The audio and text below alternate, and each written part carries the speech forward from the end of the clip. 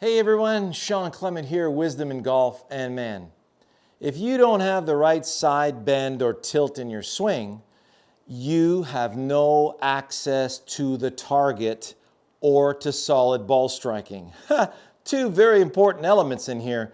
So let us show you what works for us and our students, and then you'll really see how easy it is to implement.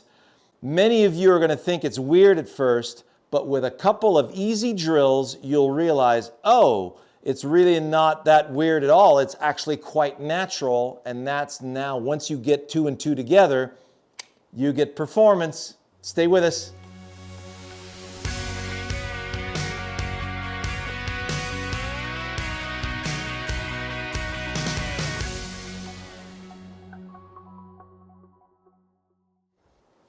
So let's start with an easy exercise here. We've got a grass whip. This is the Wild Bill Melhorn Wisdom in Golf grass whip.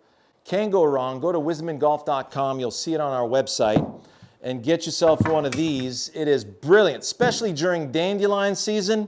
It provides amazing practice for golf. So what we want to do is we're going to prop the ball up on a tee. And now we've got our dandelion in disguise.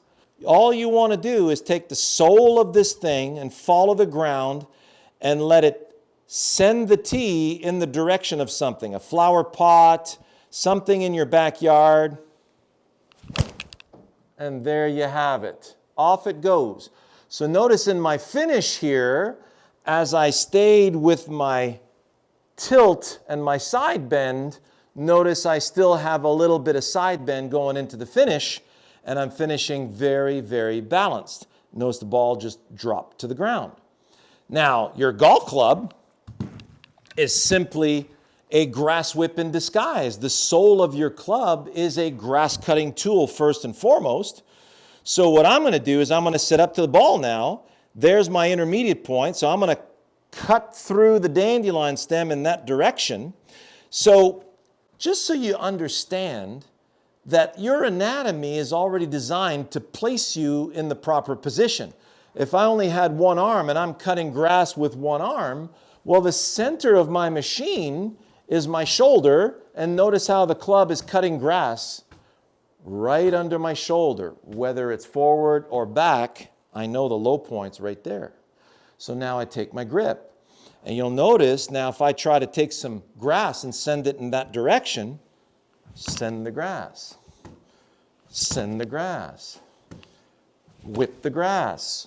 So notice it's starting its cut in the center of my heels and forwards. So you don't even need to figure out where to bottom out. Just put the ball in the middle of your stance and let momentum whip through the dandelion stem. So all I'm going to do is let momentum zip through the dandelion stem towards my screen. Can't go to the screen. Still can't. Got it.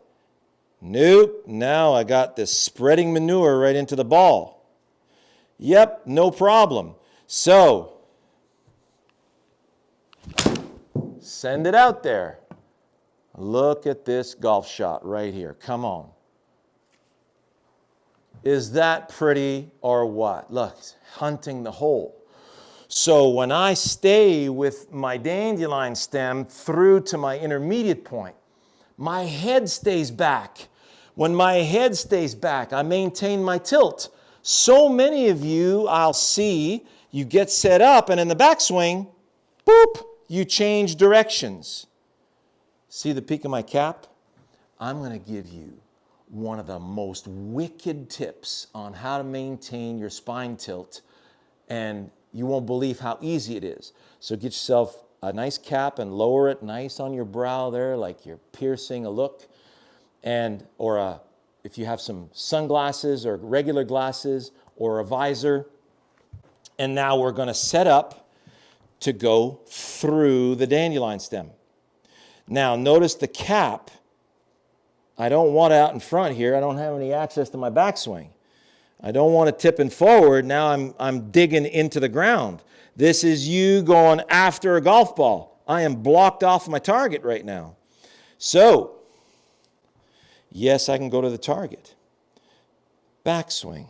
Notice the tilt stays the same. Downswing stays the same. Through swing stays the same. Now my shoulder's going to collect and pull my head up into my finish, and so I can see that gorgeous golf shot that I just executed on, okay? So what you're going to do is you're going to perform a little perpetual motion. So when you swing back and through without stopping, what's going to prevent so many of you from allowing this head to stay put is when you're resisting with your turn in the backswing. So if you don't turn the legs, whew, now my rib cage is really torqued up and my arms are collapsed into my body. Now when I turn, oh boy, see what happens? My head's all over the place. I'm going to have to come over the top just to bring that club back to the ball because my arms are all stuck behind me. So I need my arms to stay free in front of me. So to keep my head there, my whole backside needs to turn to the target.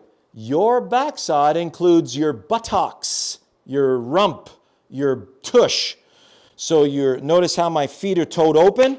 That foot toed open allows the tush to go that way. That's the bottom of my spine. The spine is secured in the base of your pelvis. So if the pelvis doesn't turn, pelvis turns, everything's relaxed. My voice is relaxed, everything's relaxed. And my tilt will be able to maintain itself throughout. A great way to look at that is you do feet together, knees together, feet together, knees together. So notice as my arms go into my backswing, my butt swivels towards the target. The butt swiveling towards the target maintains my head in its position. So I'm going to do perpetual motion back and through in front of this and just keep my head tilted back and through. And that constantly gives me access to the target. If I do this, now we're doing a bunch of X's, right? Versus stay and stay. Now I got a beautiful wide O, and I got this beautiful arc feeding in the direction of my target. Then I look at where the low point is. I want the low point to be in front of the ball.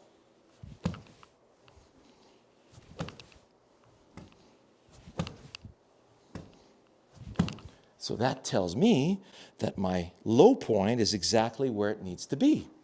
So the camera angle might be a little off. So now, ball just a hair back of center for my draw. I get ready to go to the target. Now, see, I've tilted, so I have access to cut through the stem and towards the target. And now from there, I'm going to maintain through that zero resistance of my hips in the backswing. So huge turn. And then I'm releasing through that stem in the direction of the target. And man, look at that. We have another ball feeding towards the hole. Oh, there's my other ball mark right there. So I'm 5 feet off my center line. And isn't that amazing? So the consistency that you're going to get with your swing path and with your low point and with your attack angle is going to be amazing. So one more beautiful tip for you, and don't want to miss this. I'm going to show you how to drill a ball through a door frame. So what we need to do now is get our trusty sledgehammer. So off to Home Depot we go. Here we go, sledgehammer. Place the sledgehammer in front of the ball. There's my door frame. I want to feel like I'm squeezing the ball through the door frame.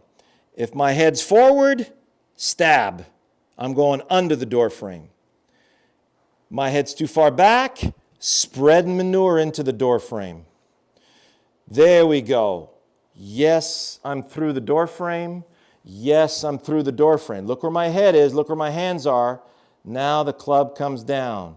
Squeezes the ball through the door frame. Low point's going to be right there. See that? Through the door frame. Through the door frame. Through the door frame. Isn't that a great analogy? So now, if you're doing a driver, I know you guys, you guys want to see what the driver is going to do. There's my driver on a tee, and here's my door frame. So now, what I want to do is deliver up and into the door frame. This is up into the door frame. This is pop fly, golf club jamming through the side of the door frame, taking a big chunk out of it, and I'm slicing and I'm pulling and I'm doing all kinds of crazy stuff. There's the manure spreading, no good. Got the tip of the tee into the door frame. Got the tip of the tee into the door frame. Coming down, here we go. Here we go. Look at that. Right up and through the door frame. So now I've got the proper axis of rotation, and what you can do is take an alignment rod and stick it in the ground on the driving range in front of you right here. Let me get into a nice little par 4 for us, or par 5 here. Let's go 9, nice par 5. There we go. So I'm going to play a nice little fade around the bend down the left side. So I'm going to aim a little left. I'm in a position to deliver up and through the door frame. So from there, I'm going to use momentum to flick the tip of the tee and make it somersault to the left of my intermediate point.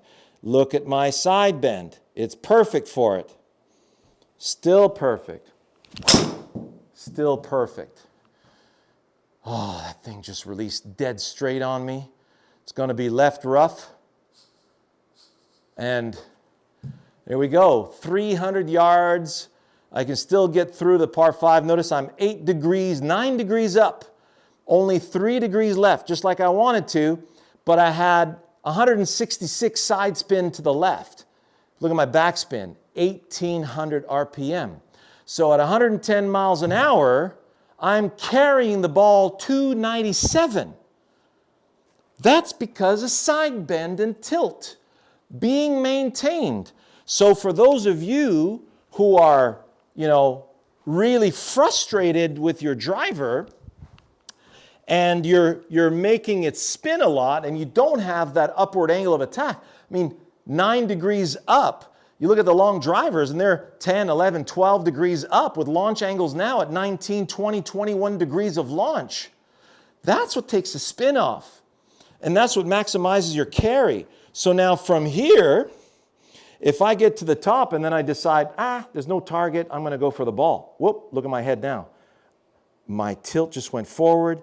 Now I'm hitting down on the ball. Then I'm getting this big banana slice, lots of spin, like 5,000, 6,000 RPM. And you're thinking, oh my God, I get less side spin right there with my 7-iron or less backspin. So to reiterate, I'm going left, going to hit a nice little fade. Yes, I got the tip of the tee on the way up. Yes, I got it on the way up. Yes, I still have it on the way up. See my side bend right there? That's going to give me a beautiful ball down the left center. Here we go. Use momentum to flick the tip of the tee that way. Yes, I'm going that way. Yes, I'm going that way. And baby, look at this. That's right on the center line. Stayed with that the whole way. Beautiful. Another 300-yard drive right down the middle. Hope you enjoyed that. Stay with us. This is Side Bend Week. We'll see you next week, and we're going to be talking about the swing timing. And baby, you don't want to miss that one, because the 2 worst enemies to your golf swing are effort and control. We take away control, we take away the effort, we're going to get that all day. Beautiful, beautiful speed. All the best.